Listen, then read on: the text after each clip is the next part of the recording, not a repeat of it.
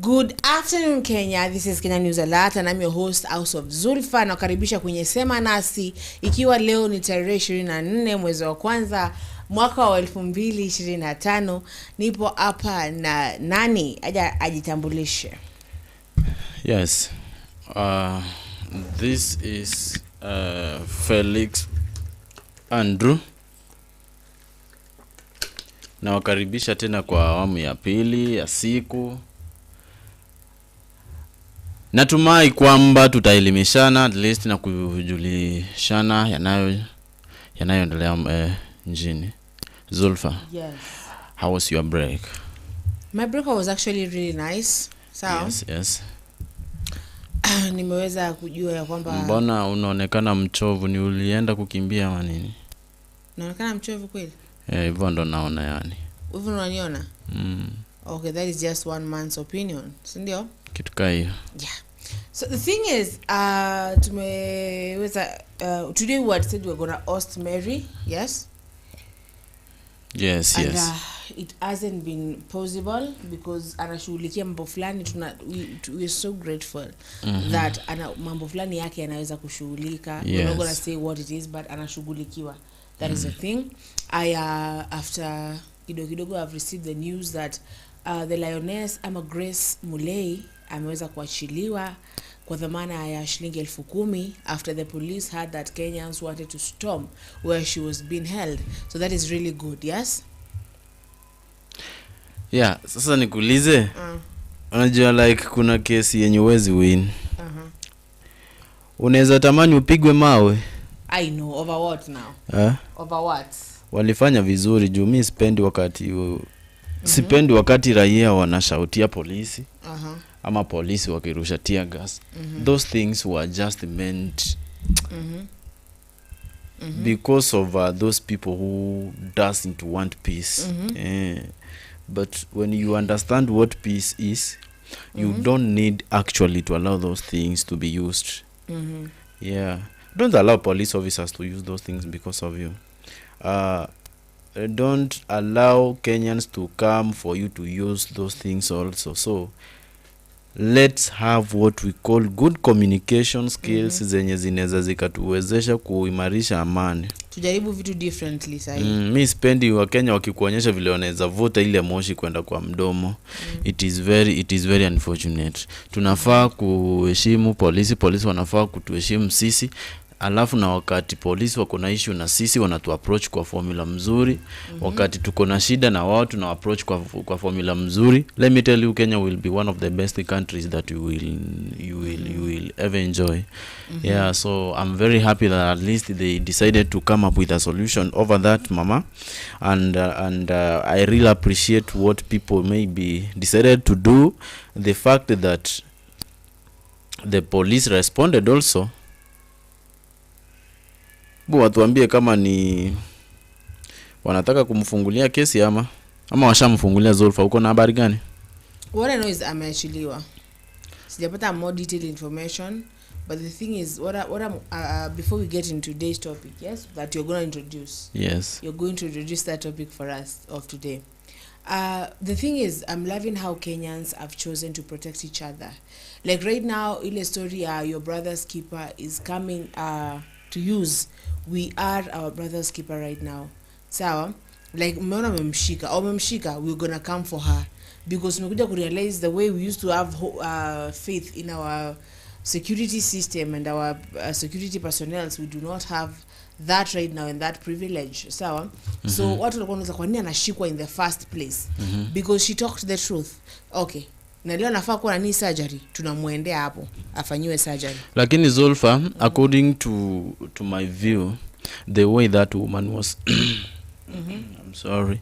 The way that woman was arrested was not good, and in fact it was harassment. Yes. And what we want is not all about harassment. Remember, she's a mother to somebody, yes. A wife, a 61-year-old woman. Let me ask to somebody, and even a grandmother to somebody. So when police officers, ladies, a lady can hold up that mama na like that. msukume. Yeah, we should have respect, by the way. And We binti even if it is a command from above, there is a way we are supposed to do. Unaweza fanya kitu na adabu. Yeah, there is a way we are supposed to work. Yes. Let's not try to abuse our office. It is very bad. It is very bad. Woman, kuna moja anamvuta haraka haraka, kuna mwingine nyuma anamsukuma. I'm like, see this woman first of all. And if I might ask, older to be, and if I might ask, yes? You see, police officers are disciplinary forces. Police officers in our country, we know them as disciplinary forces, and we don't need to see such kind of behaviors, from disciplinary from the disciplinary forces. We need to see some organized and some patriotic aspects from these people. And Zulfa, we might not know what happened until those people decided to do so, but the fact is, respect your nikuulize, waambiwe wewe ni polisi fellow citizen. Yes. Sawa? Yes. Waambiwe nenda kamshike, let's say ho shoshi. Sawa? Una kumvutanisha? Hapana hapo. Okay. Wajua Zulfa, at some circumstances, it will depend on the argument that we will have between us, you see? I think police are trained to like. But at some point, remember, nowadays police are not well respected. Let's say the truth. Because of the individuals, because of some of them could misuse their positions. Yes. And this and they are the same individuals wamefanya polisi wengine wamedharauliwa. Sasa unaona mwanamke kama huyo anasukuma mama. Niambie sasa basi. Hajui vile maybe huyu mama amekuwa akijilea. I don't know the kind of language I'm going to use, you see. So kumsukuma kwake, she doesn't want to mind that huyu mama miaka imeenda kidogo na maybe she could have some physical complications. Hospitali obviously kuna physical condition. Hujamtoa kwa nyumba, umemtoa hospitali. So obviously this woman nani bwana Felix akona condition.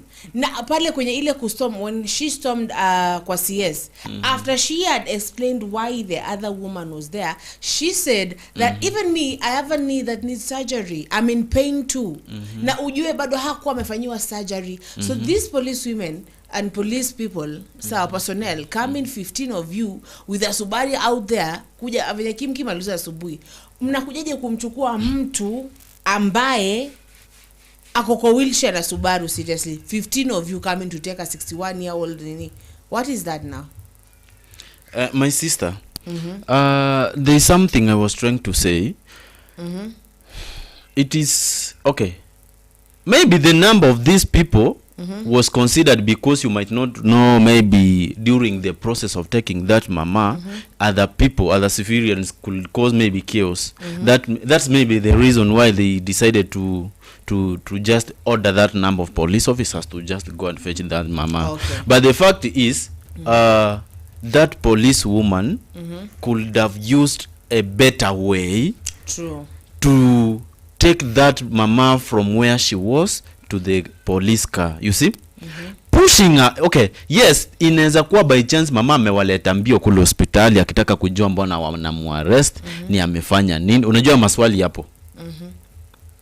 Na kusema tu kweli, lazima ata complain na lazima ata resist, si ndio?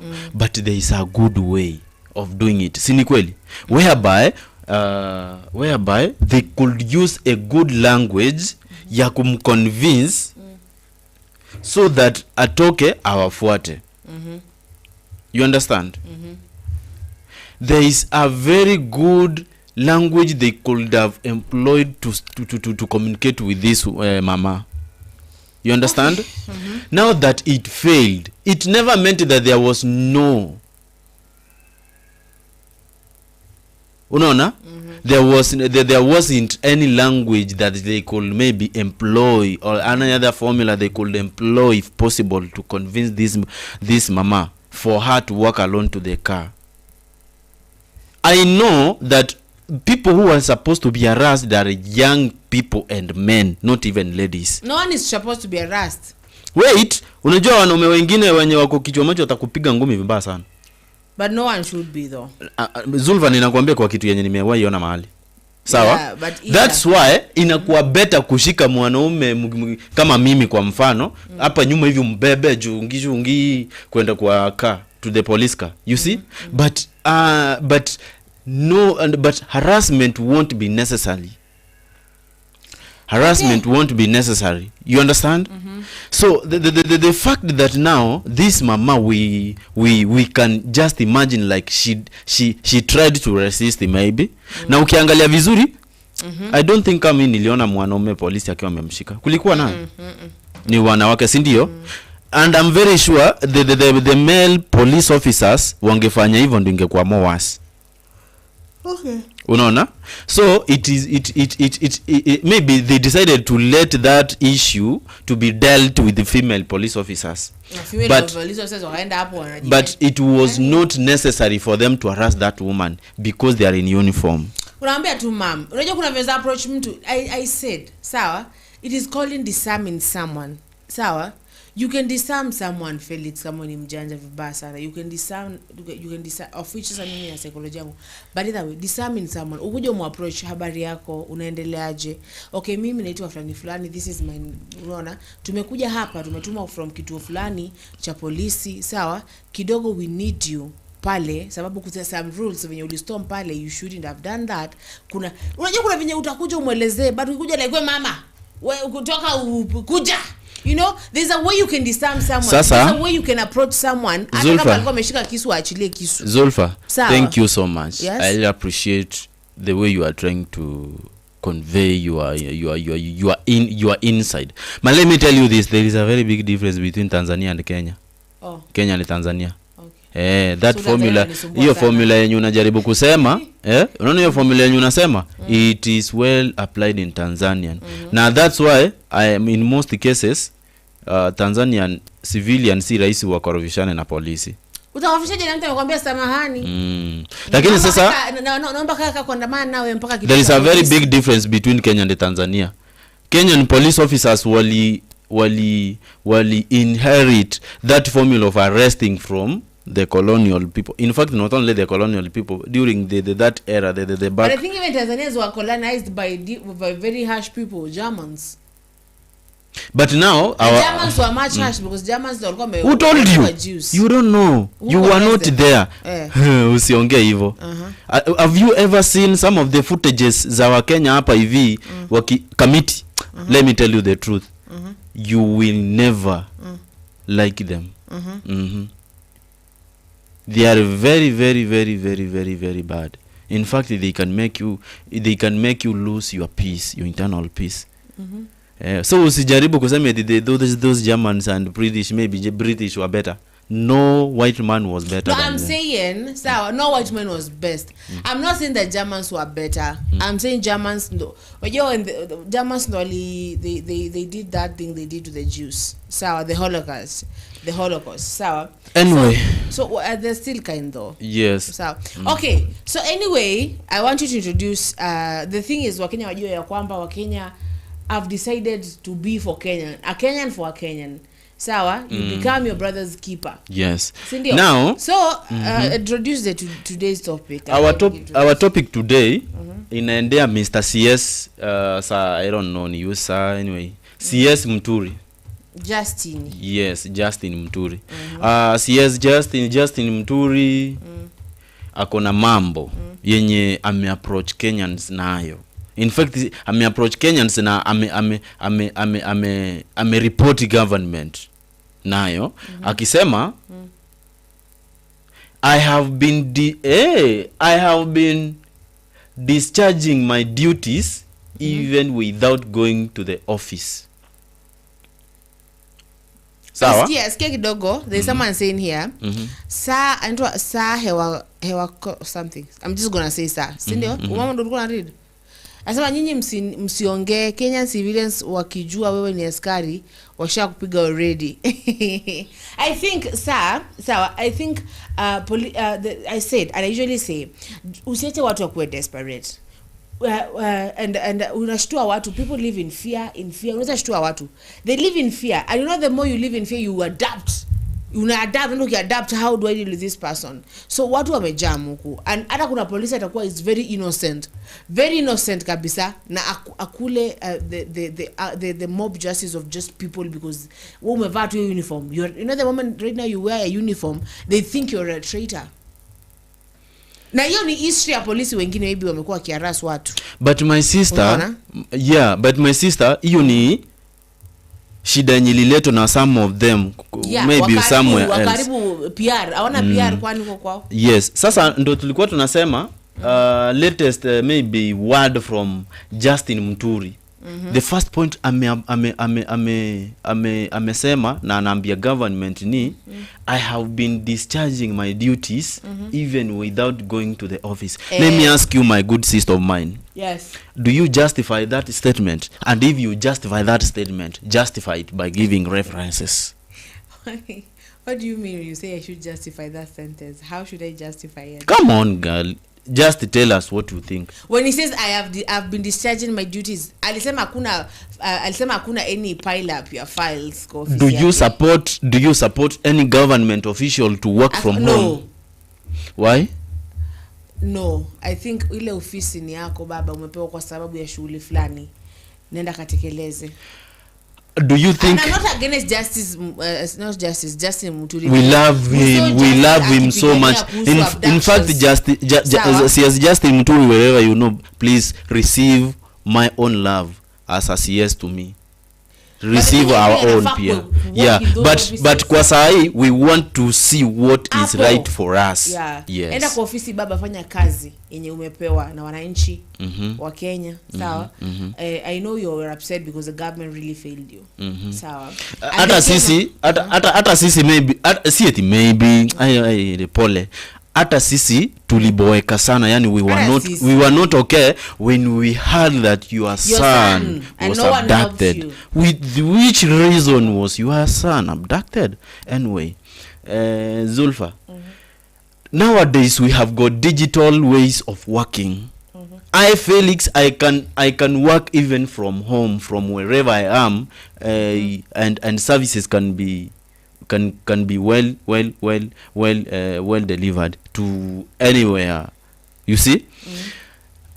As long as ninajua chenye ninafaa kufanya, I can work from home. Okay, yes. Okay? Yes. Now my question is, Mr. CS's work was not similar to mine, na nimezoea ninaweza work even from home. Zulfa, ninaweza nikakwambia wewe sasa the best thing you can do, weka kamera yenu hapo, nitajua vile nitaconnect kamera yangu na kamera ya na machine yenu yenye kwa hapo ndani, na ninajua vile nitawasikiza. So ingia live. Mkiingia live nitawatumia my signal from this side, then tuanze kudiscuss na tutaenda smoothly.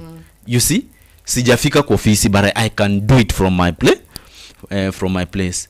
Do you think that work which can be maybe that work that can be done from home or elsewhere, wherever the person is, can be well maybe delivered as compared to when somebody is at office? No. I think they should be in office. I think I should go to the office, you know, because everything that we're doing is not for the government. We're doing everything for the fellow Kenyan. You are fearless, Bwana Muturi, and we sympathize with you. Sawa. Maybe what if maybe upate ni kama anataka kuacha kazi? Maybe ndo maana anafanya hivyo. Kuresign anasema hata resign.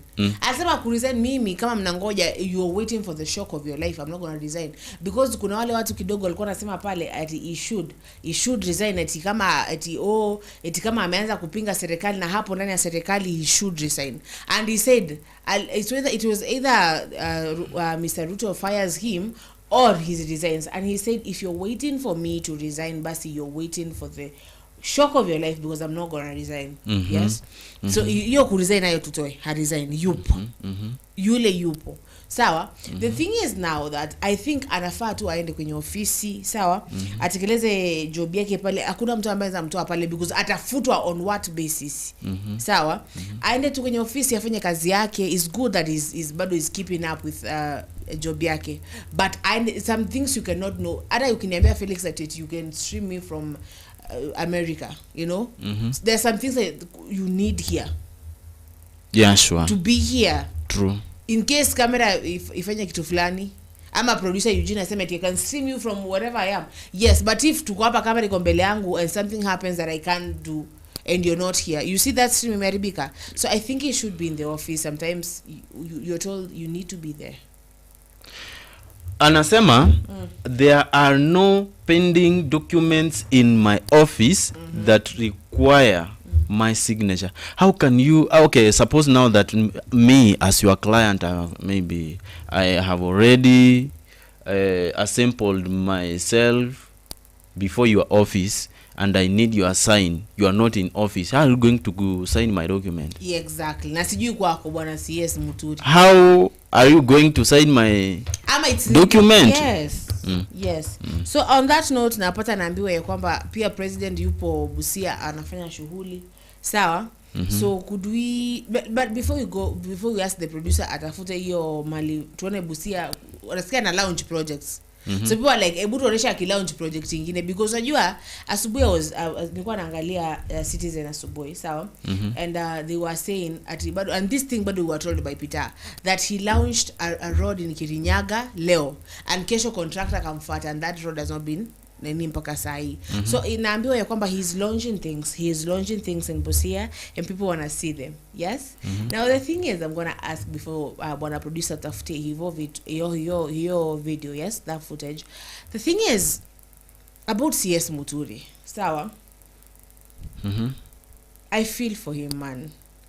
I can't imagine. Najua tunasemaga we sympathize, but empathize itakuwa ngumu because I can't really imagine what you went through when your son was in Communicado. When even I heard that even Nudin Haji called aliongea na bwana CS, sawa? Akamwambia kwamba it's me with your child but I'm not going to release them right now. Una get? And the son alipigwa alishikashikwa kidogo. Got touch, you know, and got released, sawa? And the government nasikia alikuwa anapigia and alijaribu kubeg watu wamsaidia and they didn't. So do you think he's upset? Do you think he's really disappointed with ama unadhani anafanya nini?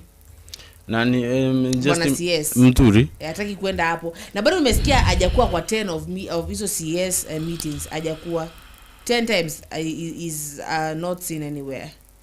Okay, according to my view, this gentleman is not okay. Ayuko sawa. He has got some stress maybe zenye zinamfanya I feel vibaya. Unajua once umeboeka na kitu you're obviously stress, unaona? Yeah, you have been traumatized in any way. So maybe this guy was not happy when his son was abducted. And in fact it is from that day until to date. It is from that day until date that this man is not okay. But the fact is that won't be the solution. He is just working for us. He's not working for any individual in that government. He is working for Kenyans. Yeah. Justin Muturi, if you really love your country, there's no need of maybe saying that you can work from wherever you are as long as nothing goes wrong, okay? The best thing you can do, just go to the office. For the sake of me and your son, just go to the office. Stop maybe making some funny maybe comments to the government, some funny comments to your colleagues, maybe kama walikuwa upset, but the fact is you are working for us, not those people who are making you uncomfortable, not those people who are making you feel low, not those people who are making you feel bad. So the best thing you can do, just please go to the office, work for us, and if possible, you have got the right also to reject the work or to resign, but now that we are not ready for you to do it, you are also not ready to do it. Please wake up early, prepare yourself, go and work for us, sir. Yes. Ukianza kufilisha president, uanze kufilisha deputy Kindiki, ama uanze kusijui kufilisha somebody else who is somewhere, ili uweze tusaidia.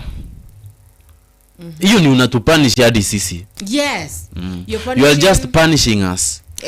You are just considering yourself. You have forgotten that you are serving millions of people, sir. Wacha kufilisha mtu. President Ruto ukimfilisha haizi sikia uchungu. Haizi sikia uchungu. That's what we are saying, we must be for ourselves. Yes. Kenyans must be for Kenyans. Yes. Ulisikia kidogo yule Madam Grace ameshikwa, and people were like, we're going to storm where she's been held because hatutakubali watu wetu ku get harassed to hivyo. Why is she, mbona kwa nini? Ndio maana walichukua masimu wakachukua. Unajua tulisema asubuhi ya kwamba si kama kitambo when you used to write a letter, and when you write that letter itafikia mtu ambaye humemtumia after 30 years. I was told by this teacher that used to ulikuwa unapata kama for example, sawa? Back then I was in Tabata, Dar es Salaam. And this teacher told us that ulikuwa unapata, unajua maybe umetoka Magu is Mwanza. Sawa? Mwanza, Dar es Salaam is a capital city. Okay, let me use like now Nairobi.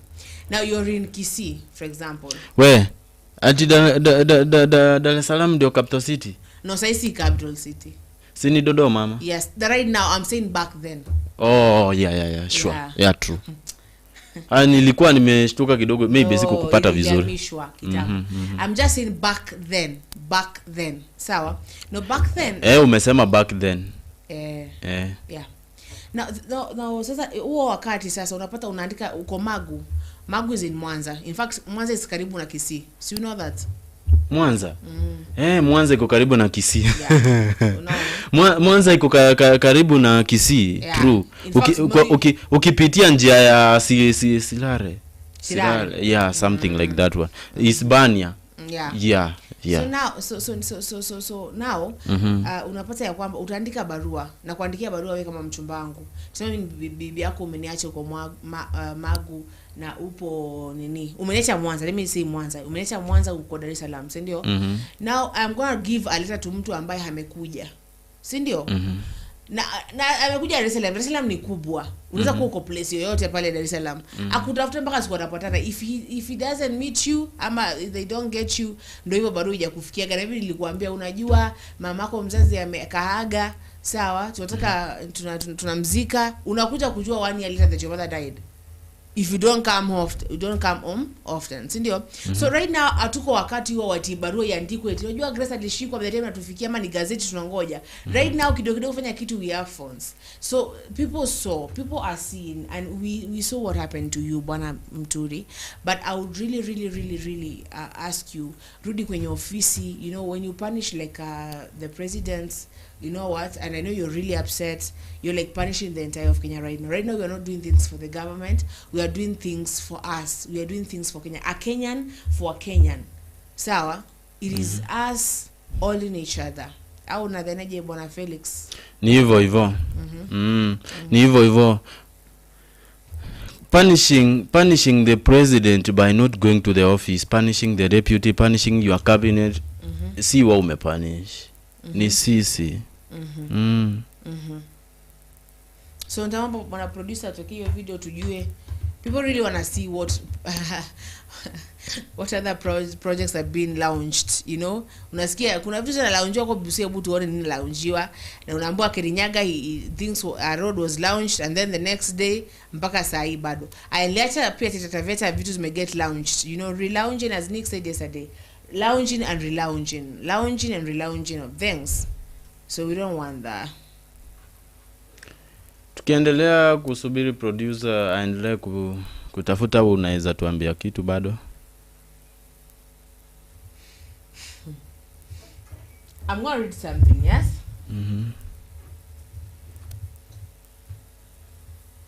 Just a momentum.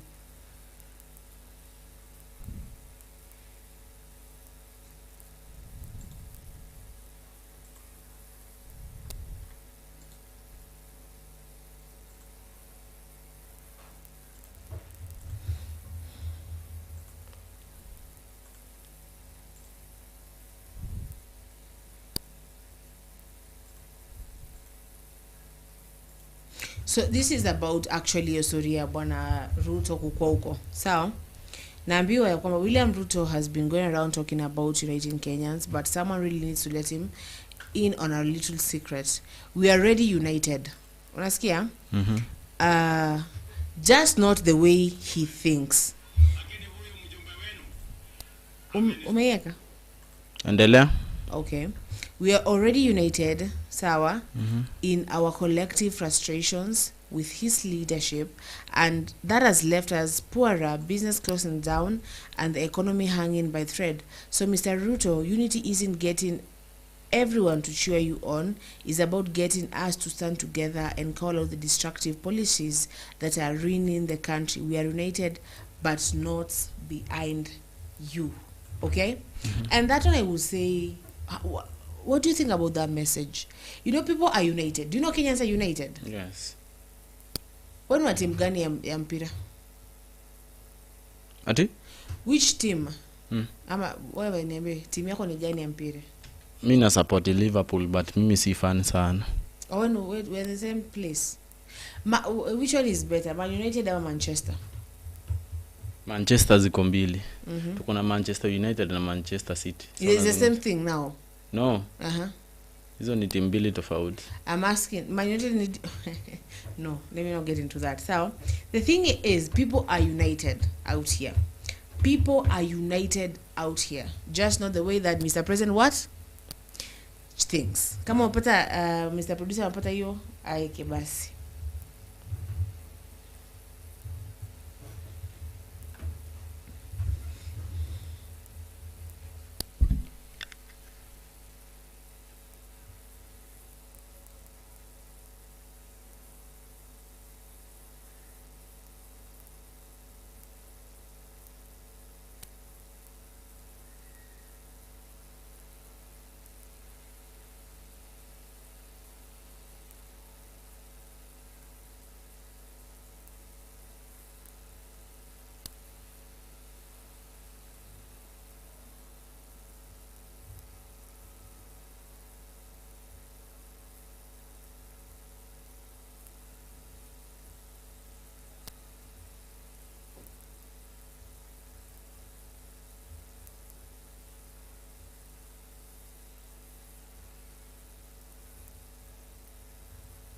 Kuvunja vibanda ya wamama, kuwafukuza kwa barabara akijua soko inajengwa, because life must continue.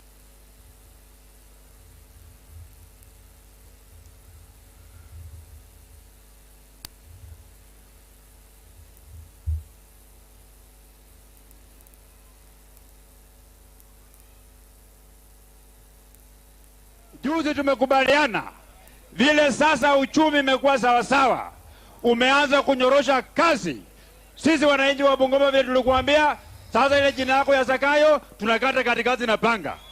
Wewe ubaki na Zak, alafu Kayo ichukuliwe Raila Amolo Odinga. Sababu nyinyi wote sasa mmeshirikiana ya kukamata na kupeleka nchi yetu hii mbele.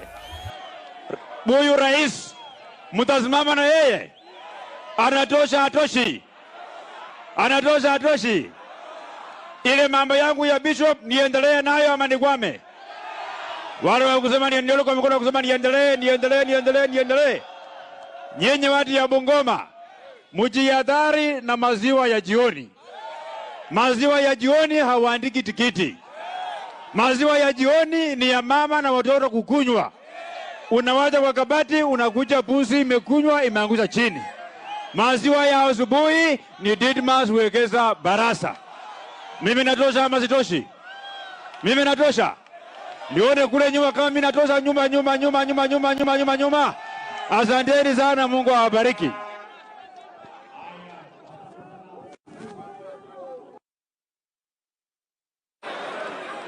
Huyu bishop amesema tukatane jina ya Zakayo na mtu mwingine. Hii jina ya Zakayo isikusumbue Didmas. Mimi sina shida na jina. Hata nimepatiwa ingine naitwa tena Kasongo. Sasa hii maneno iko sawa. Kwani shida iko wapi? Shida iko wapi? Si bora kazi inaendelea mbele? Si soko mimi najenga hapa? Si stima mimi naunganisha? Si watoto nawasomesha? Si walimu nimewaajiri? Si mimi nasukuma Kenya mbele? Kwani jina iko na shida gani? Wewe Didmas, wachana na majina yangu tu, nitasukumana nayo. Sio kama tunaelewana jameni? Tuko pamoja? Hapa niko na muungwana mwingine anaitwa John Waluke Koi. Yeye ndio mwenyekiti wa wabunge wa Western Caucus.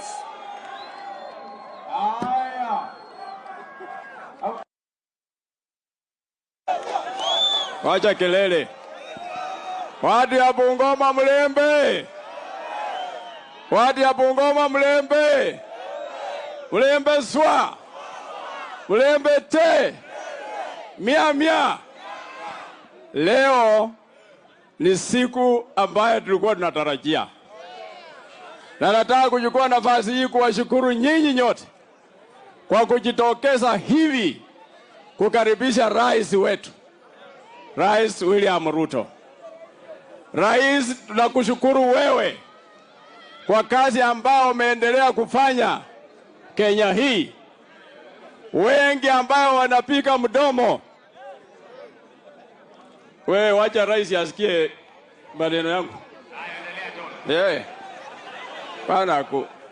Tunataka rais asikue akielezewa maneno tu kupoteza network. Rais wetu ni mtu wa network. Na rais wewe, hata wale wanasema kutoka huko, wewe endelea na maendeleo hii ambayo unaendelea nayo. Si hati mwingine ameongea, hapana.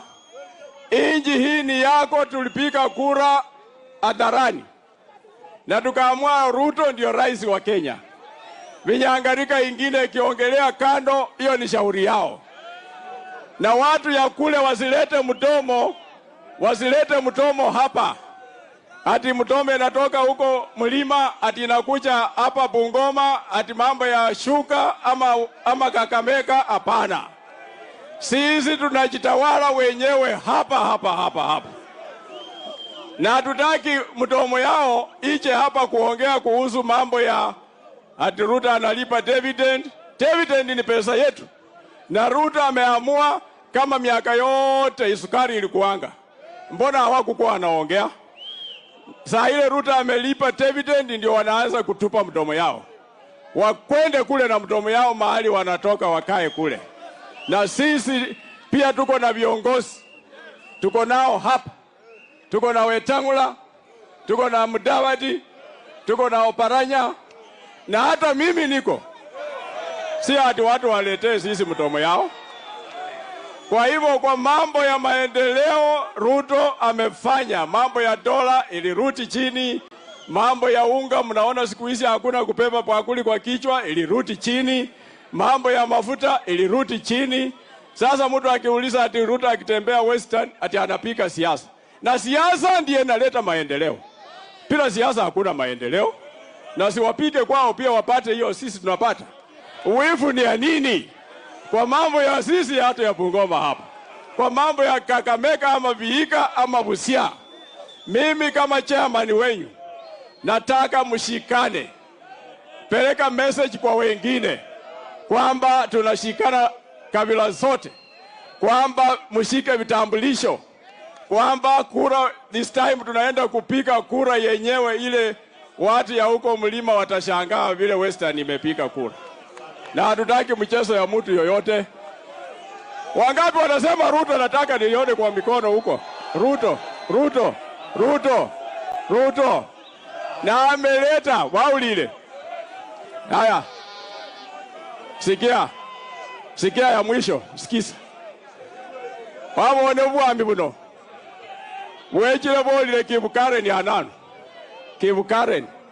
Sasa iko hapa. Kwa hivyo mkae tayari, Ruto huyu ni yetu. Na kabila yote ile iko hapa Western. Uwe Mkisii kama huyu. Uwe Mchaluo kama yule. Uwe Mkalenjin kama huyo. Nyinyi wote ni mali ya Western, nyinyi ni mali yetu. Kwa hivyo mkae na sisi kisawasawa ili network ishike sawasawa.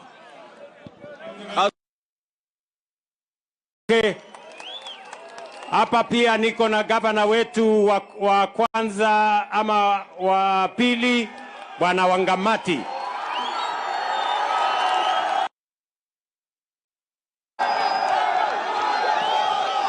Hey! Bungoma! Bungoma! Hey!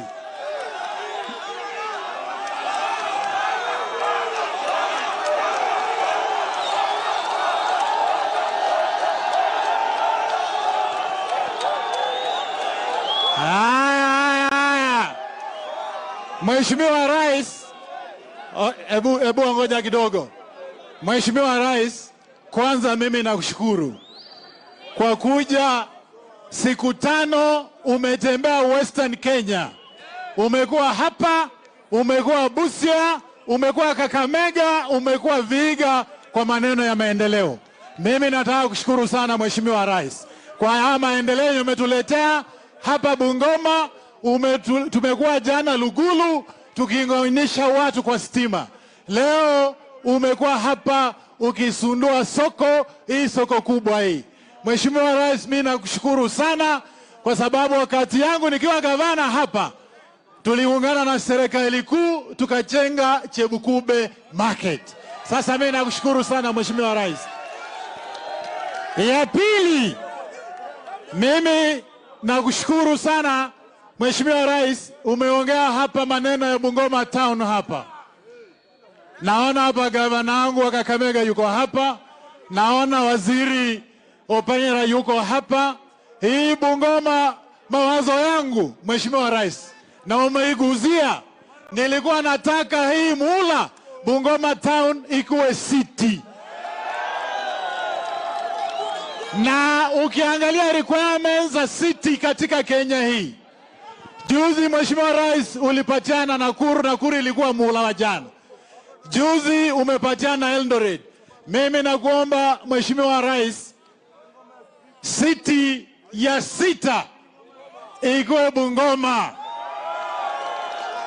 And I want to tell you, Your Excellency, commercially, najua rafiki yangu yuko hapa, this town is commercially more viable than any town in Western Kenya.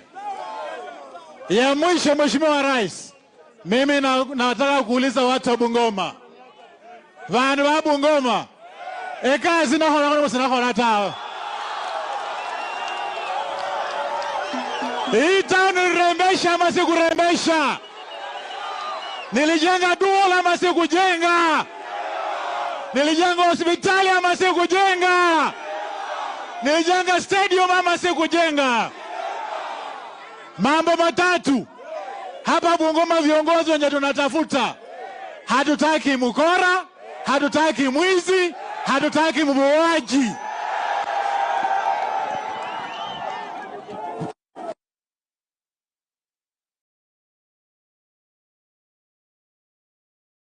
Wapi MCA? MCA hapo aseme jambo.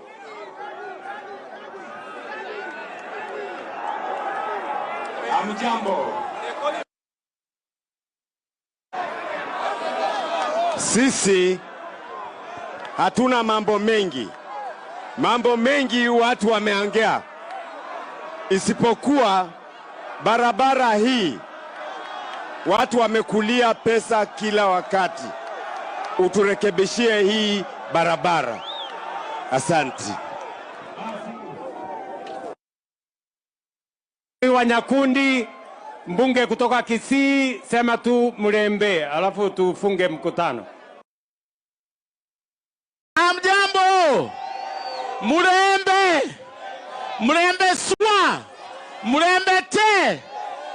Mheshimiwa Rais, mimi sitakuwa na mengi ya kusema kwa sababu mengi yamesemwa. Mimi tu ni kukushukuru kwa sababu umechukua siku 7 katika Western Kenya kuhakikisha umefungua miradi. Na hiyo ndiyo kazi ambayo ulichaguliwa ufanye.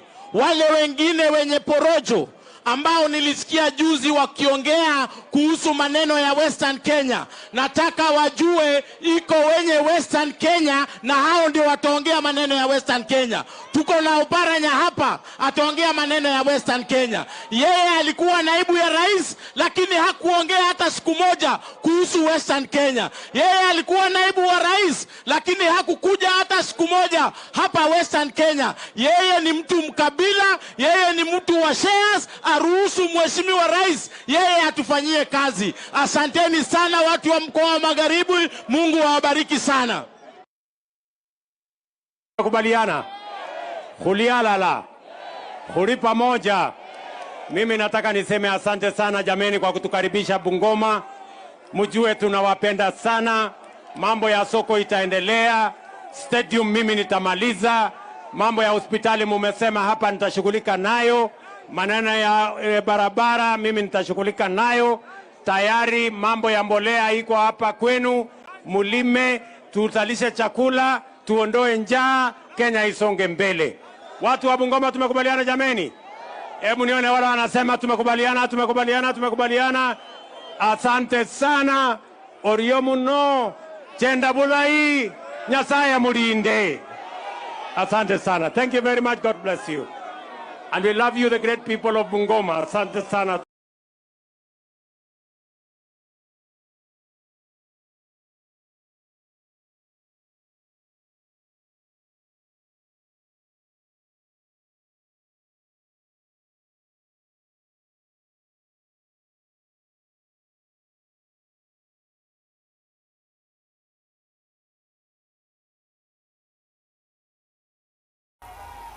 Yes, so Bwana Felix.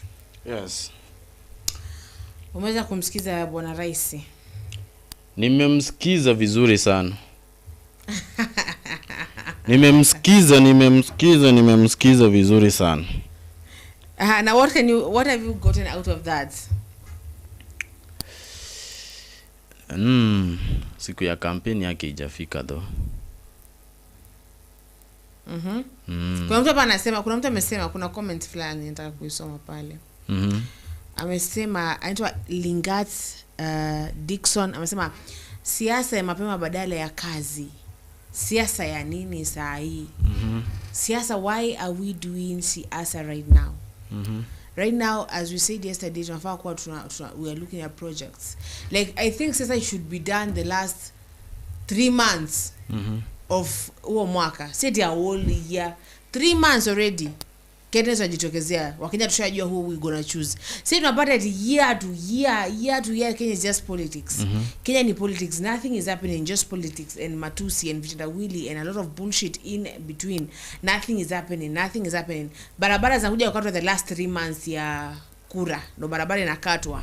Ndo unapata hospitali kuna madawa, daktari mmoja ameletwa hapo. Ndo unapata sasa the last 3 months, and that is just bullshit. And I think Kenyans are tired of that. Yes? Those now are what we call mind game. Yes. They are trying to play mind game with friends, so that they can maybe challenge Kenyans, which is not possible for this generation. Where the way maybe they think they are going to conduct the way they think they are going to do whatever they are going to do, it is not going to be the way we are prepared. Sisi tumejihami design nyingine tofauti. Whatever we need from these people is actions, not their words. So ile words that hizo maneno matam ni ya kudadisi mtu aingie kwa box yako idumuzie kitu ama mkwe wapenzi. So we are tired of those good words. Whatever we want right now is all about work.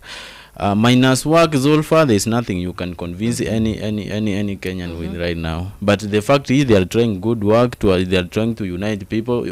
Umesikia hapo hivyo mtu wa Kisii hadi amepatikana Western anafanya sijui nini na president na rais.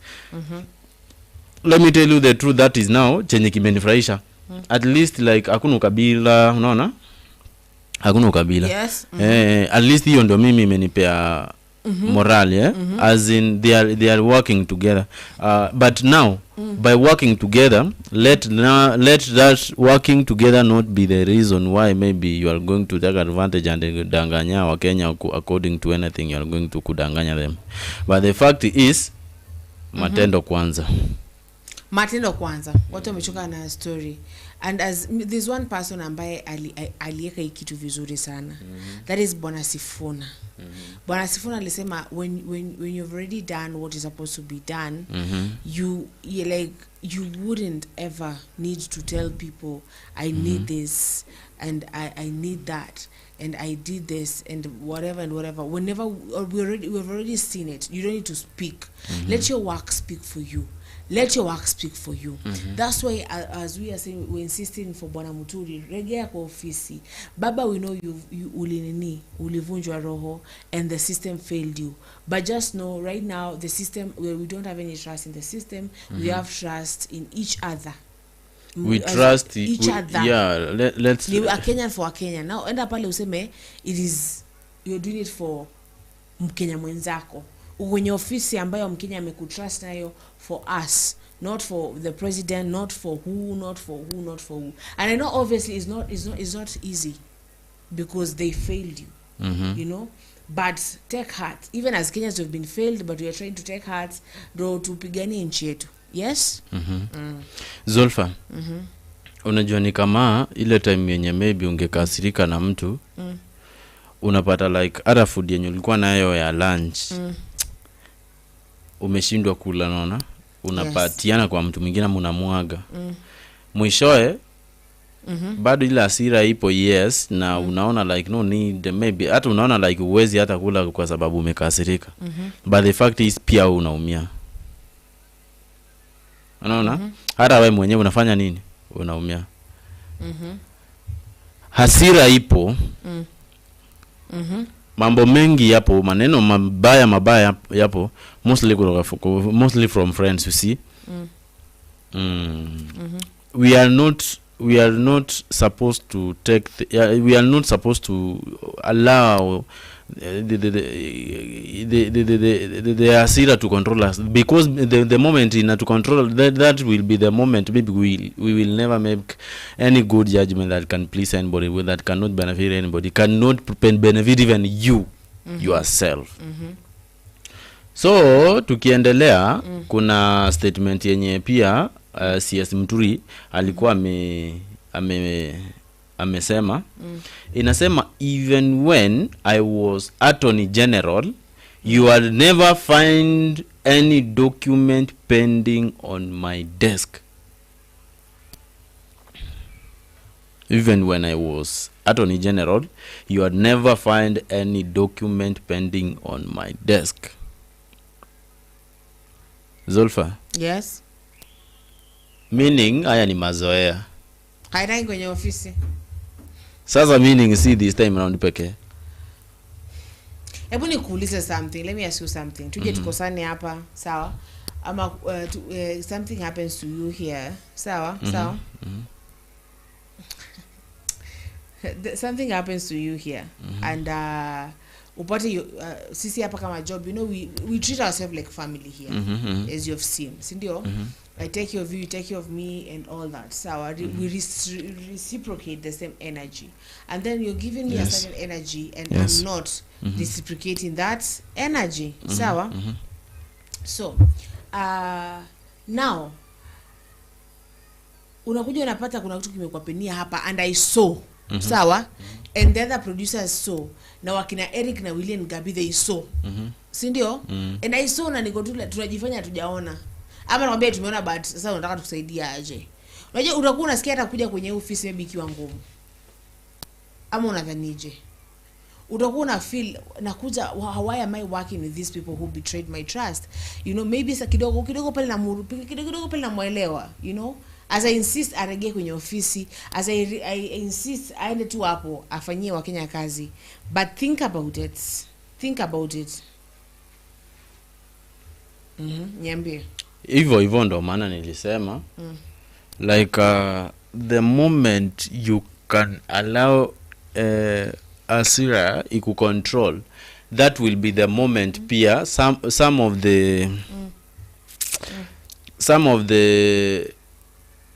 of your services will also affect you. Unajua kasi, yes, ukose maybe kuenda ofisi kwa sababu, anyway, Zulfa, that was the working from home will never be efficient. unless maybe una control kitu kama radio station. Radio station I think bado unafaa kuwa uko hapo. I think working is working. Is kama unafanya forex ama online trading. Radio station unaweza wakati nani anaingia presenter anaitwa nani huyo? Akina Zulfa watu anaitwa nani? Watu hawa kama akina Zulfa. Au ndio maybe mnaweza coordinate tu. Akiingia kwa desk ni rahisi sana umuingishe live. Kwa TV hivyo. People don't technicians squeeze ni wajanja vibaya sana. Unaweza dhani TV na run mtu akiwa studio na yuko hapo. Ni rahisi kwa mtu kao huyo. Lakini mtu mwenye anahitaji public mwenye si ati anahitaji public. Mwenye public inahitaji. Zulfa, let me tell you the truth, no way unaweza work perfectly unless umepatia mtu audacity ya kuweka sign hapo kwa niaba yako in some documents zenye zinafaa kusimamia some of the specific services. Ama tena unaanza kupanish mwananchi aje kuja hadi mahali fulani, tena anaanza kutumia fare yake hadi mahali huko, which is very wrong. Umewahi enda kwa ofisi yoyote hivi, hata kwa polisi unaambiwa enda kwa ofisi fulani, ukifika kwa ofisi fulani wanakuambia enda kwa ofisi fulani, ukifika kwa ofisi fulani enda kuja hadi place fulani utanipata hapa. Umewahi experience kitu kama hiyo? Ya kuzungushwa? Vibaya sana. Dao bas, hiyo ndio sasa siasa anafanyisha wa Kenya sahi. Kwa sababu ya hasira yake kwenda kwa government. Who is going to continue maybe suffering because of that? We have got 3 years remaining, ama? Yes. And 3 years ama 2 years? We have got 2 years because tuko kwa third year, the middle year. Yeah. We have got 2 years remaining. Bado hapa hivi kuna yenye tunaendelea mwaka wa 3 ndo tunaendelea. Si ni kweli? So CS cannot maybe continue working from home, must go to office. According to my suggestion, siwezi mkomando, ni mtu mwenye akona heshima zake na anaelewa vitu zenye anazungumzia, but maybe kama kuna pressure zingine zenye zinamfanya siende kwa ofisi, itabidi maybe pia asizeme, akizisema tuzielewe na tu after we are going to understand after maybe amesema the main reason which is not the main reason which makes him not go to the office. Kwa sababu by not going to the office I'm very sure anyway. Tunaambiwa na mtu anaitwa Mapema. Mapema anasema these guys are uncouth. You know that word, the last time I've heard about the word uncouth, it is a principle of mine that used to say you will not bring uncouth behavior in my school. So used to be like, you will not, Madam Priscilla, you will not you will not bring uncouth behavior. So Mapema anasema these guys are uncouth. Sawa? These guys are uncouth. So we have roughly about almost 15 minutes. Nakupea a whole 5 minutes uambie wa Kenya unachoambia. Here comes my word, my fellow Kenyans. Actually, let me tell you the truth. Tukianzia from even if we start from maybe the face and the beauty, trust me, we are one of the most dominant countries in Africa. Una get? We are uncomparable to many countries in Africa. Trust me, kitu yenye inatuangusha ni moja pekee. Only people hawataki kuwajibika kwa ofisi zao. Let me tell you the truth, Zulfa. Maybe this thing might sound bad, but the fact is hata kama maybe niko kwa side ya CS, kuna mahali anatuangusha. Unaona? Let us not take let CS not be a good example of those leaders wenye tumeweka kwa government, kwa sababu anatake vitu personal hadi anagoma kwenda ofisi, na ofisi si ya government, ofisi ni yetu sisi wa Kenya. Unaona? Tujaribu kuchukua mifano gani? Put your personalities maybe aside at some circumstances, na ukumbuka aje hizi personalities zako zinaweza zikakukosti hata wewe mwenyewe.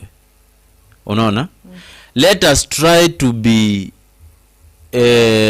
responsible na perseverance ikue part of our life. Una get? Yeah. Now if possible, our CS wacha arudi kazini, anyonge tai, anyonge tai vizuri. Na sijui kama unaweza niruhusu ni some nini yake, bado hazikuwa zimeisha tu. Soma.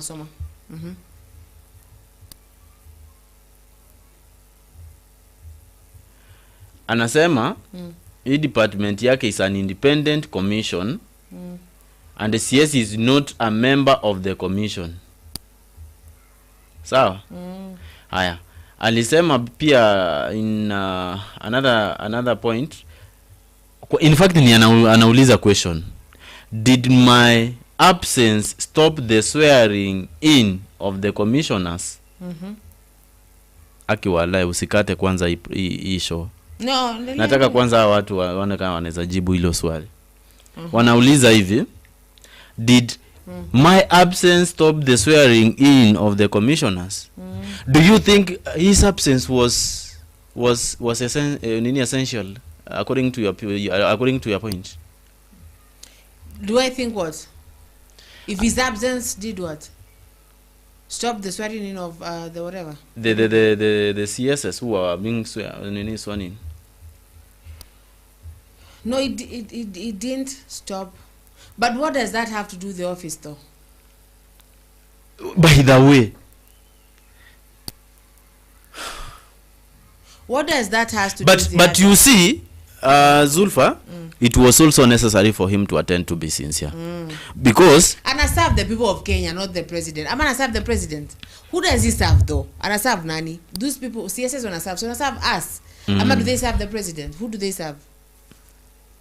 Wanatuserve sisi. So basi wacha akwe, and I think he is hurt, yes, and I respect that. It was justice that one person who stood for that. But I think because he is working for the people, tukilegea saa hii tukikazua ile kamba vile tumeikaza, mtu mmoja alegeze kidogo, we are failing. Yes? Lakini sasa unajua like it was also going to be better if his presence was to be there, because these CSS when you waliingia, unaona ni wageni wenye walikuwa wanakuwa sworn in, their presence in the government right now should have been motivated by the older CSS so that they could take examples of them from them. This akina nini Muturi could be good examples of this newly sworn in CSS. So by missing, maybe alikuwa na wavunja moyo wakiingia wanajiuliza, we hapa mali tunaingishwa, wengine hata hawezi attend, maybe tukikuwa sworn in, what is going on here, you see? Mapema anasema hivi. Anasema actually that question is an abuse to Kenyans. It is mandate and every essential to be present. That means they are playing abracadabra with us. Exactly. Nimekuuliza, what does one thing has to do with the other? Like, he's here to serve the Kenyans. Sawa? Kenyans themselves too. And I will not compare these two things of your son being abducted. I cannot comprehend that. Yes? I've not had my son abducted. Yes? But I think it should be kwenye ofisi. I think he should do what his duties delegate him to do. He is serving the Kenyan people. We are trying to like tufanye shughuli kwenye ofisi. Sawa? Kwenye Kenya, we are trying to fight for our nation, our beloved nation, because as we usually say, Kenya is our first love. So when you're trying to punish your boss and you're trying to play in egos, ni hapo kwenu kwa kazi kidogo pale inalegea, because there are some things that you as a CS, as a cabinet secretary, need you kwenye ofisi. So me, I will stand with, he should be there. Yeah, sure, he should be there. Juu truly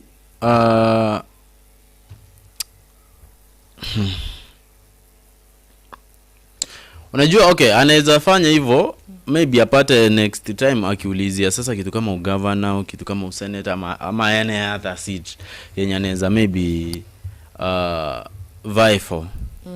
Na Wakenya watakumbuka au kuanga unajua kama kitambo Wakenya watakumbuka wewe msee unaweza enda kutufanyia kazi na hasira zako, and it will never be easy to us. Yeah, which is very unfortunate. So nikiendelea acha nisomee Wakenya hii pia. Yes, anasema it is not in my job description to attend swearing in and clap for people. Zulfa, we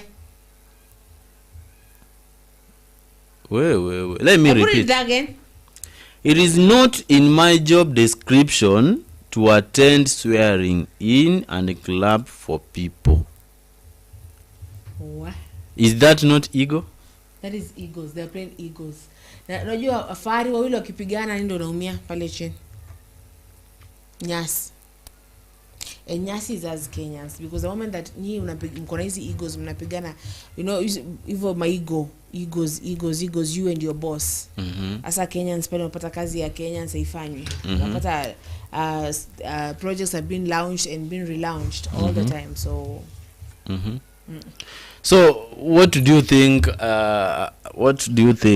should be done according to this statement? Done aje. Okay, suppose now you are a representative of maybe us as civilians. I think you should attend everything and clap in everything. That should be done in Kenyans. And Kenyans need him to be there. So that is my opinion. Mapema anasema madharau na kiburi, but pride comes before a fall. Remind him for me. And then Kim anasema yes, ego. It is ego. That is the thing. Because sasa jamani, if tukianza egos right now, we are trying to like, you know, to create a new Kenya. We are trying nasema aje, ama kwa hii fight ni Wakenya pekee wako. These leaders, they just playing with each other's egos. Ni ego na ego. This one nataka kumwasha niko na ego kubwa, stakam. Unadhani nakutambua ati kama boss wangu sikutambui, then wako unadhani kuuliza ati yoku kuja, unadhani mimi najali kuhusu situation. It's like egos, you know. This one anaonyesha huyu how much of balls I got and how much, and then Kenyans hapa chini tunaumia sie, si ndio? How Zulfa, you as an individual, how can you okay, suppose you were given a mandate to deal with somebody with that ego, what will you consider as your first action? Namuta, sawa, I'm like, why you not coming to this place? Because okay, hebu nikuulize one thing, sawa? Right now niko sana na boss, ama kwa kidogo sawa, laptop yangu iliibiwa hapa, si ndio? Na ile laptop yangu nilijua ni Felo aliiba. Unaget? Lazima ungesema kuiba. It's okay. Good for a very example, yes. Na boss upate like yeah, sawa? Then see, I know I'm the host here, yes? Nianze kwendaga live from home, unaona? And I'm like, si lazima nikuwe like on all that egos. I think Mimi, I would be like Baba Justin Muturi, nenda kwenye ofisi, fanya kazi yako, because that is the job it is paying you, the job that your job iko na ile ama why do egos nakuja mbele ya principal aje? Si principal nafaa kuwa mbele on top of ego. Yes. And why kwani out on a principal sama like the way neza kusana na wewe Felix, but kesho nakuja job. Sasa sema sasa kuja job juu tulikosana na Fellow, I'll still come. And Peter is saying good afternoon Zulfa and Felix, mnaendelea aje? Tuko poa sana. Good afternoon to sir. Yes. That's not ego from Muturi. Remember responded like that because he was insulted. He was insulting and abused by president. I think insulted. The invitation was not respectful from the previous. The thing is, yes, the thing I'm gonna say is, I think for me, I'm gonna say it's like an ego. Sababu anafaa kuwa kwa ofisi, anafaa kwenda kwa ofisi. Hiyo ni ofisi yake. Hiyo ofisi inaitwa aje? Ya ofisi ya nani? Yes. Muturi. See any CS? Yes. Muturi. I think they were on a vile vibango. Like the one I have in my office, yes? Yes. This is Zulfas, this is the producers, this is Felix. Like we know that. Sindio? Yes. So it is the office yenye Kenya imempa hiyo kazi afanye. Acha na prezo kwanza. You know, there are things that this job inakunini. So I think anafaa kuja. Anafaa kuenda kuattend kila kitu. Kuattend everything hapo. Whether the invitation is kwaje sema I'm going there for Kenya. So I'm going there for the Kenyan people. Ama wewe unaona aje bwana Felix? Hivyo. Tumesababu wakati pale kidogo. So peana sema majina la sema peana advice 3 minutes majina yako unipe tumalize.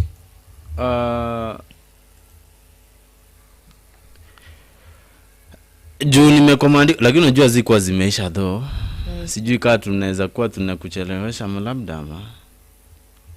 Machelewesha nani? Azikuwa zimeisha. Endelea kusoma basi. Soma basi umalize. Acha nisome ya mwisho, ilikuwa imebaki ya mwisho. Anasema swearing in was not my function, it is a function of the judiciary and those who were being sworn.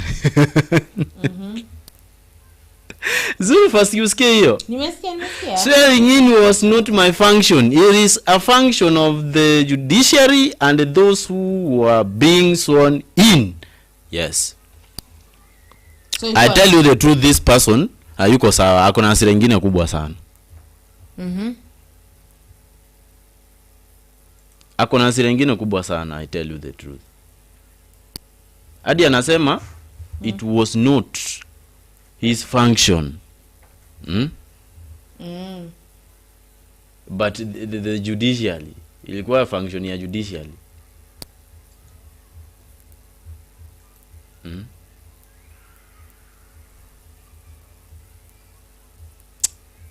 Una comment hapo isome. Yes. My own opinion, Muturi amekuwa a long historic leader in Kenya, but this time I think it's too much. He should excuse us and just take a break because I can't tolerate his horns growing longer than that. Wewe sasa unaona hizo statements pia zina piss off some of us nani Zulfa. Zinaka like ni kama watu wana nini? Ni kama watu hawajabambika na hiyo. Unaona? Watu hawajabambika na hizo nini zenye anajaribu kusema. Anauliza ama alilazimishwa to be in that office. Hajalazimishwa babu, hajalazimishwa. So I'm going to ask our leaders to stop with the egos.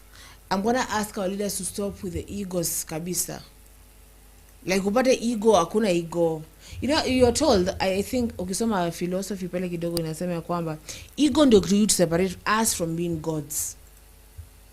Like ego tu na pride is what separates us from being gods. Naambiwa Zulfa, remember Muturi has been AG for Republic of Kenya, is never accused of anything until his son was abducted. Lazima, if the president sends some young like some young like Osoro to insult him, Muturi bombshell.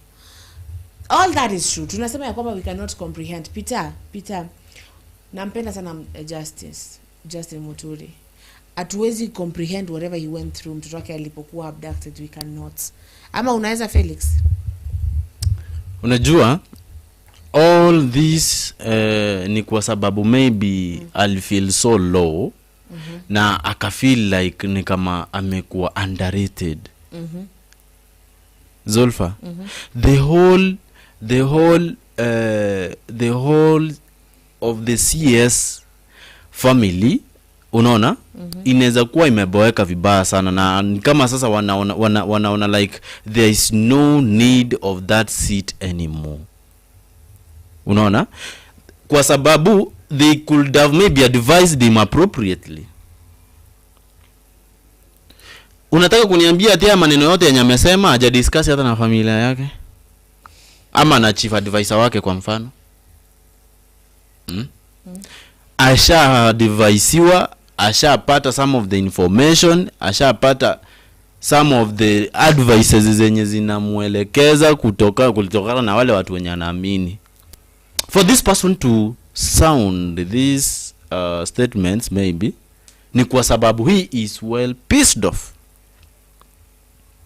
Ndio nilikuwa najaribu kusema he is not doing this work because of that person mwenye amembo. Unanielewa? He is doing this because of he's doing this for, okay, he's working for the Kenyans. That is my point. But then you know that the justice, you know what the lady justice, Enangwaje, Justice CJ, Chief Justice, hey, Chief Justice the current one ama mwenye alienda. Shall get into it kwa the other wakati pale umetupita kisogo sawa, but Chief Justice alinyang'anya security yake. Na by the way, what was the point? What was the main reason for? I don't know the point, shall know later. What might be the main reason why the securities were taken away from the? I don't know. Then ndio maana nasikia kuna press conference ambayo tunaangalia. Okay, who ordered that? Munani anasimamia mambo na kuissue security to government officials? I don't know. Then why do you think that can happen, Zulfa? I don't know. You can guess maybe. No. I don't wanna guess. I just wanna ngoja hiyo press conference hiyo tutaiangalia. Tutamsikiza Justice. Ulisikia rasmi asubuhi kwa anaongea na Peter. Tunaulizana kwa nini mbona wanawake wenzie hawajakuja kumtetea wakina nani nini and all that. So I think we shall get to that wakati wa niitwaje. Do you think it will be okay? Do you think government officials are enjoying their work? By the way, let me ask you a very silly question just like that. Are they really enjoying their work if this is going on? I mean, if they have not resigned, they're enjoying their jobs. Kama bado unless those who are speaking up, au wengine wenye speak up, I think they are good. Wao nyinyi ndio mnaona hiyo shida because most of them wanasema wao hawajui vitu ambazo nyinyi mnaongelelea, hawazijui nyinyi. Sasa nikuulize, unasikia mmoja anasema like is not the reason okay, asi hata is not the reason, anasema for him not attending that the swearing in of those of his fellow CSs maybe it was not okay, he was not having any task there. In fact, if possible, he was not going there to just clap for them when they are being sworn in. That is a government official who is in the government. And that's why I'm trying to question you. Are you sure that these people are enjoying their work there? I don't know. Si unasikia like CS nani? Si hata CS. CJ amenyanganywa security. Yes, I don't know. Sawa, because she has been just quiet. I don't know. Wacha hizi maneno sitaki hata ku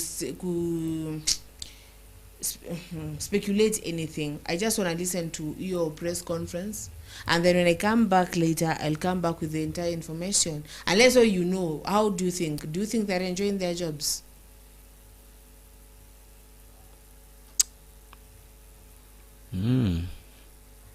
Do you think some of the junior officers in the government our umi? Lazima nikusumbue mimi.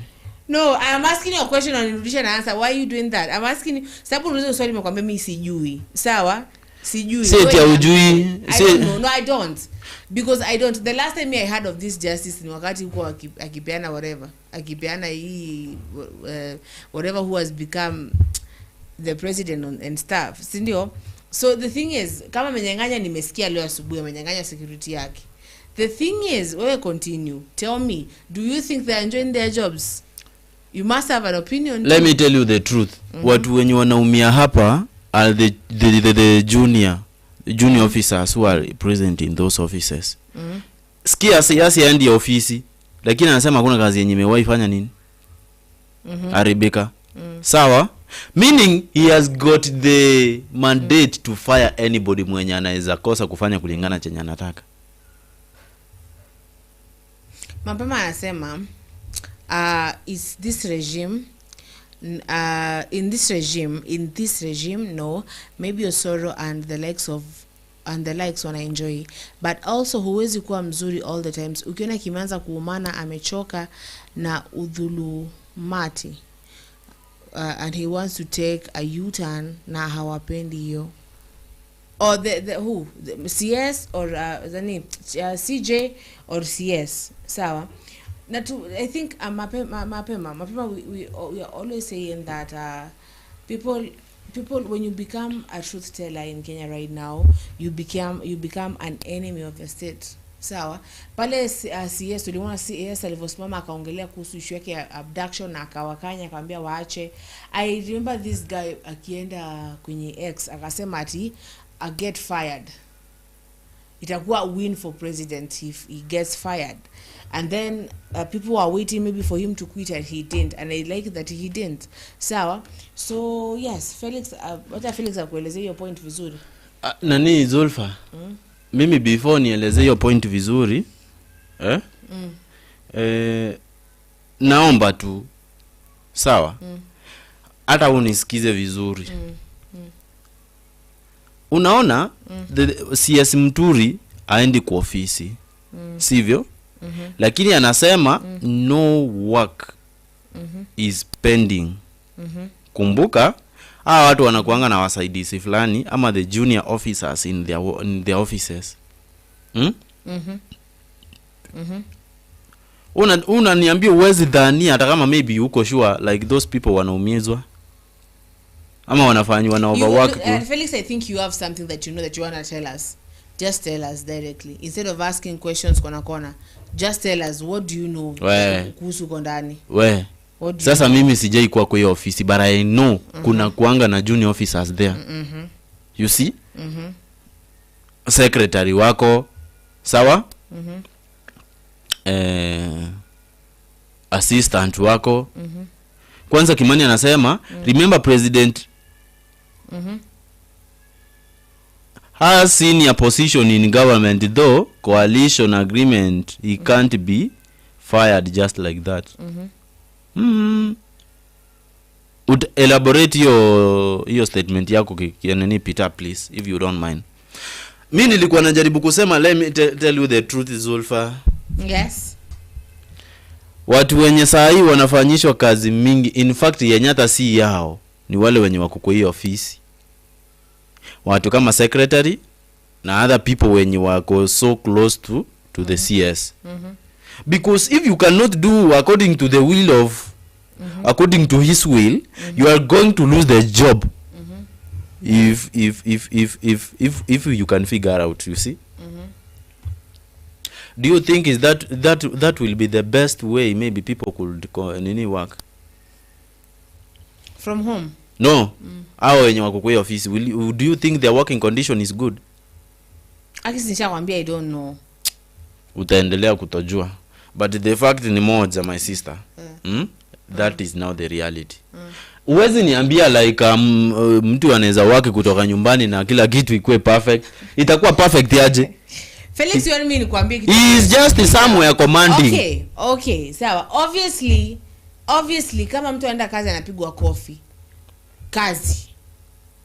Na unapigwa na mtu ambaye hata we said we don't know what Farouk does. What does Farouk do kwa government? What does he do? Who is Farouk kwa gava? Farouk Kibet ni nani?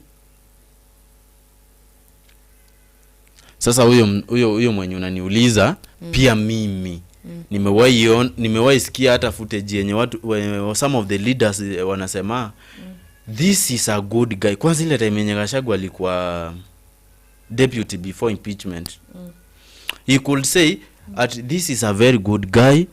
He could wish if possible to have somebody like him who could arrange his office. Unaona? But the fact ni moja, these senior most leaders are not even working in their offices. Wacha tuseme ukweli. Whereby Justin Muturi asha confirmed to be one of them. Unaona?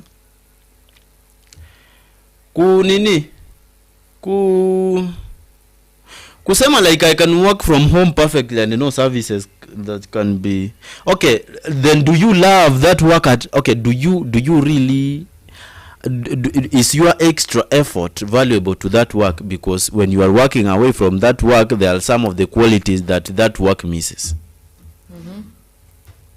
Zulfu, unajua kama mimi niko hapa kwa ofisi hivi, unaweza pata nimepanguza hii machine yenye imekuweka live, si ni kweli? That is an extra effort that I have applied to my work. And that comes from the love of what I'm doing.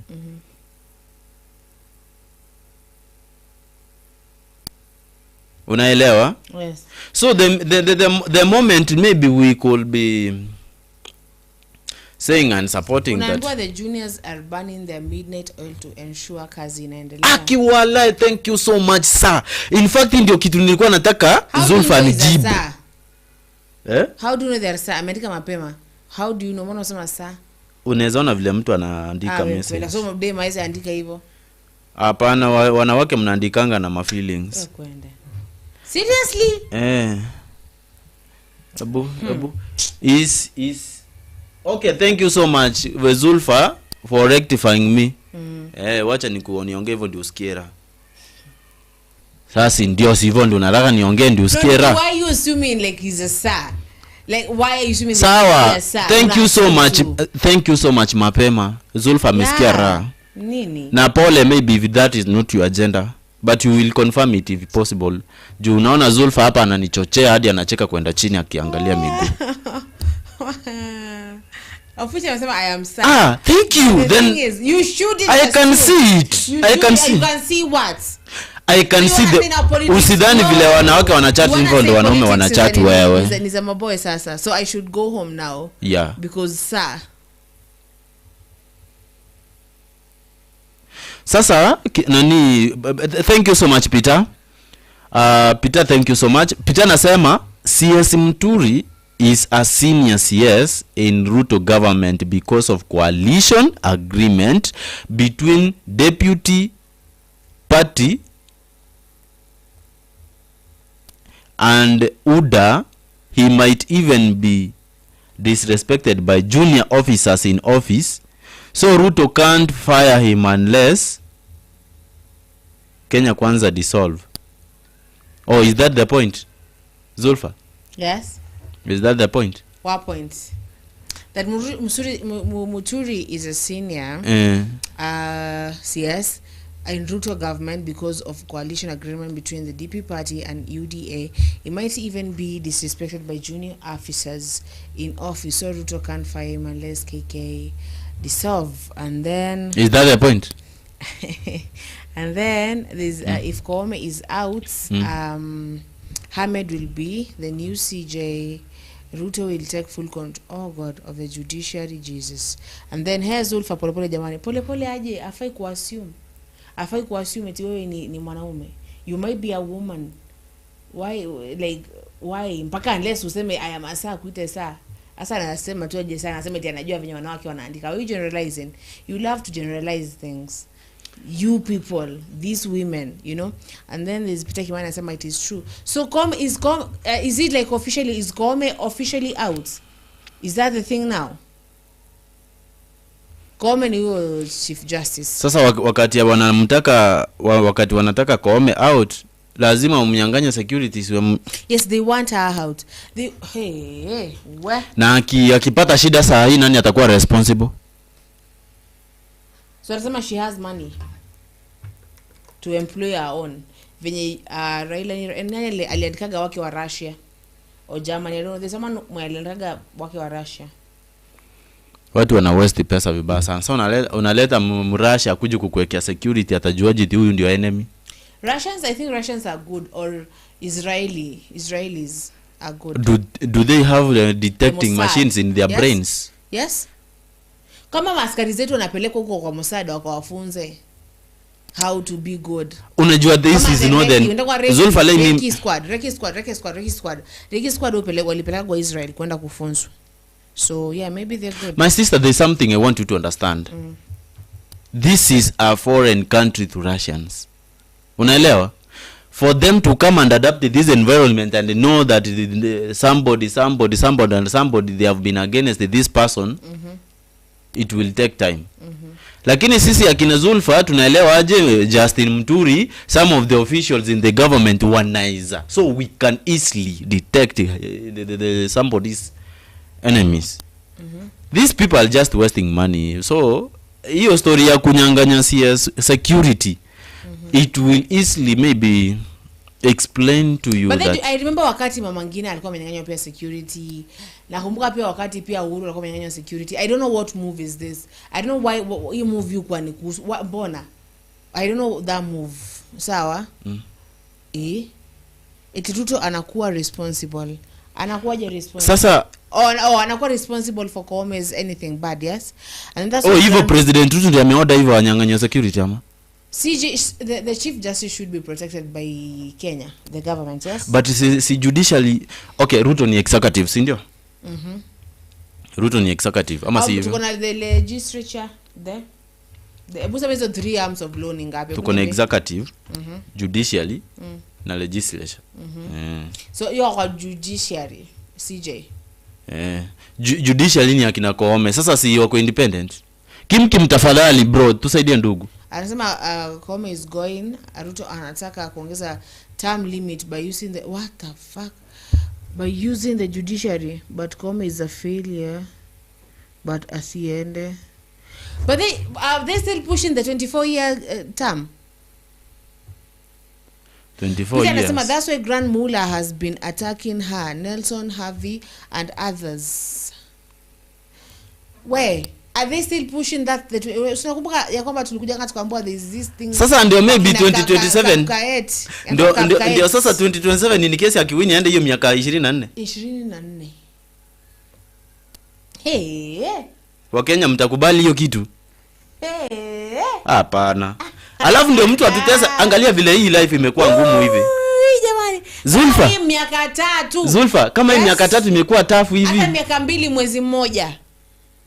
Hapana, hiyo kitu isiwahi kuja. Afadhali Raila alijaribingi kuleta hii program ya nini multipartyism na kuwa na nini na term ya miaka 10 maximum.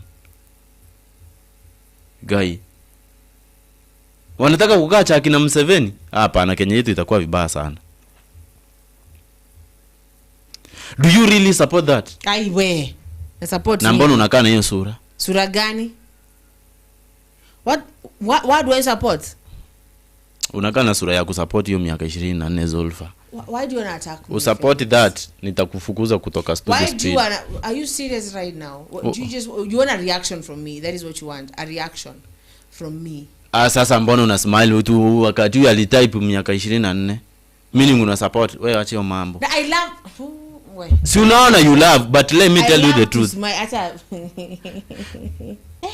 Zulfa, kama miaka 5 inafanya watu wanalia na ijaisha. In fact miaka 3. Miaka 2 if you miaka 3 if 2 years bado mwaka 3 ujaisha is the first month of mwaka wa 3. And already Kenyans wamefika hapa. Already kumekuwa na maandamano 2 times. Already people are dying. Already a lot of things. Majina yamekuwa mengi, memes pale and kukataliwa huku na kule. You know, how about 24 years? Tunaomba pale eti Hamhead na Nelson Harvey have been sent by Kasongo to attack her, and then Kim is saying wamepewa do ni ile tu Faith Adhiambo amekataa kununuliwa. Yes, wakatae kabisa kununuliwa, like seriously. Sasa unajui kununuliwa ndio inafanya watu wakufe zaidi.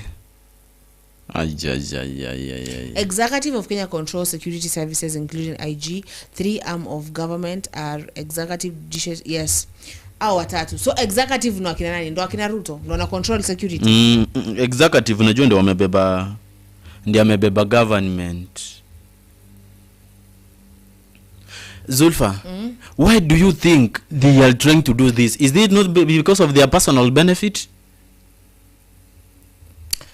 Kuna mapema inabaki trend ya kunyang'anya security ni pure political, a way to weaken and silence the strong. But once you identify your cause, you don't care what may come your way. That is true, because I remember wakati wangina I had mama Ngina alikuwa amenyang'anywa pia security. There's a time pia nilisikia pia I think Uhuru alikuwa amenyang'anywa security, hata bado alivo I think nakumbuka spokesman wake akija, that is Kansedena, akija kusema kwamba security, a lot of things, you know, even the Mustafa anafaa kupewa security. So yes, this is a political, pure political. Mbona wanatumia tactics za 1930 bado? They have not learned new tactics kwani? Wakati wananyang'anya CS nini security, does it mean hao majaji wengine hawajasema chochote? Ama hawana hiyo audacity, ama hawana hiyo they have no right to no, hapana, watakosa aje? So what is the point of imagine Sudi controlling the judiciary? Ibwani kusema vitu zingine man. Sudi bro, sasa ita happen aje? Nani Sudi ni lawyer? Sudi huh? I'm not gonna answer that. Sudi. How can Sudi control the judiciary? Watch. Amesema imagine. I don't want to imagine something like that. That is a nightmare. Yule nipea nightmare usiku jamani.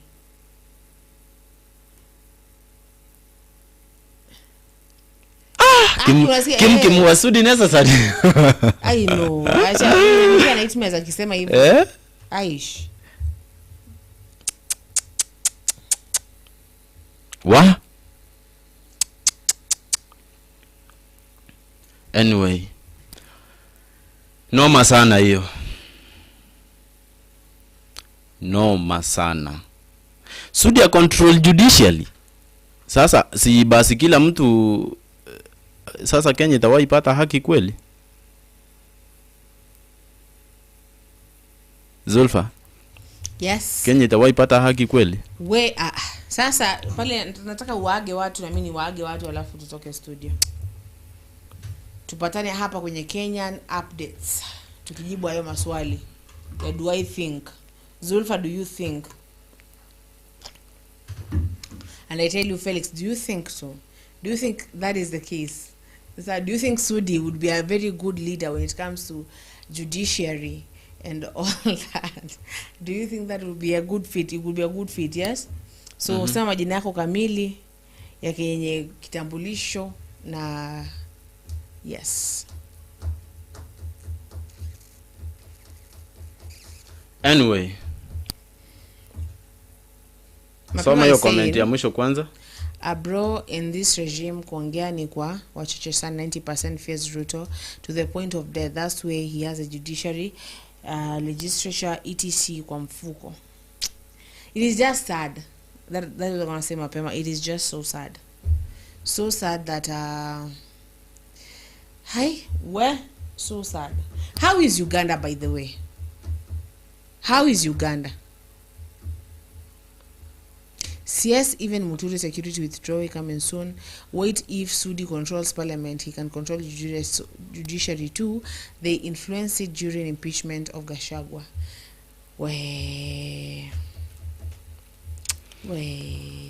Thank you guys. My name is Felix Andrew. Everywhere. Facebook, YouTube, there, Felix Andrew. TikTok everywhere. Even ulikuwa nataka niseme? TikTok everywhere. Anyway, thank you so much guys for joining us and we really appreciate. Tukutane kuanzia saa 10 hadi saa 12. Nashukuru sana. I love you guys. There's Kim anasema haya hii February mtajionea mengi. Sudi will be a boss. Acha macha hayo mambo. Stop man.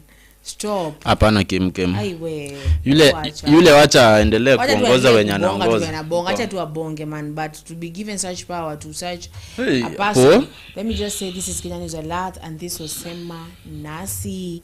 Kenya News Alert is the heart of politics. Hapa tunaenda nayo tunaenda nalo venye linakam, si ndio? And yes, I've been your host, House of Zulfa. Karibu tena saa 10 to saa 12, where we'll be updating you on everything that is actually going on in Kenya. Asante sana. Twende lunch. Let's go.